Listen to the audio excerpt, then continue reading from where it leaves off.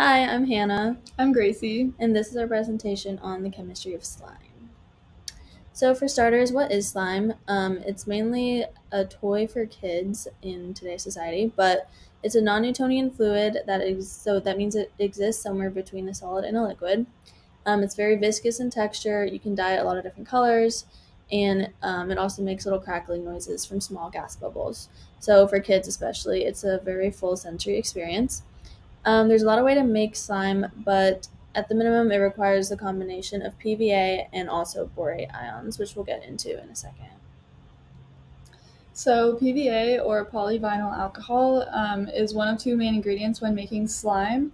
According to Michigan State Center for Research on Ingredient Safety, PVA is a water-soluble synthetic polymer, and according to S&P Global, a synthetic water-soluble polymer is an organic material that dissolves, disperses, or swells in water, and this modifies the physical properties of the aqueous solution.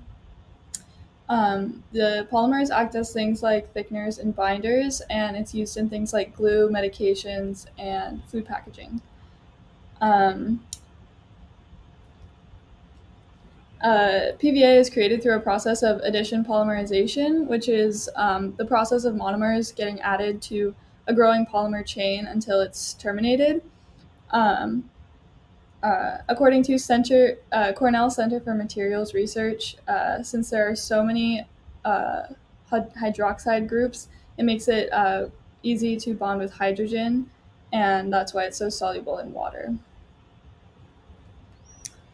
So for borax, it's a powdery white substance, also known as sodium borate, and can also take different forms such as sodium bicarbonate. But basically, it consists of boron, sodium, and oxygen. Typically, it's found in household cleaners and also can be a booster for laundry detergent. It does have some health risks if ingested by itself, or can be irritating if breathed in.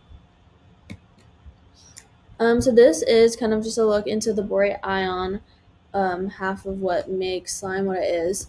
So this is a picture on the right. It has a tetrahedral structure, and it's called boron tetrahydroxide. So the hydrogen bonds between the PVA and the borate ions is what holds together the crosslinks that help make slime have its unique texture that it has. So we'll get into that in a second. But basically, when these bonds form, it goes through an endothermic reaction, which releases heat. The slime then absorbs this heat and it turns cold in temperature afterwards. And this is from the Cornell Center for Materials Research. So, according to LibreText Chemistry, the formation of cross-linking is the formation of covalent bonds which holds portions of several polymer chains together, and it gives different substances their shape and structure. Um, the more cross-linking that is happening, the more structured something will be. So when you look at slime, the more borax added to the PVA, the stretchier it'll become because the bonds are stronger and there's more cross links. And the fewer, the less you add of the borax solution, it'll break apart easier because there's less cross links and it's not as strong. And this is a picture of what cross-linking looks like within a substance Yeah.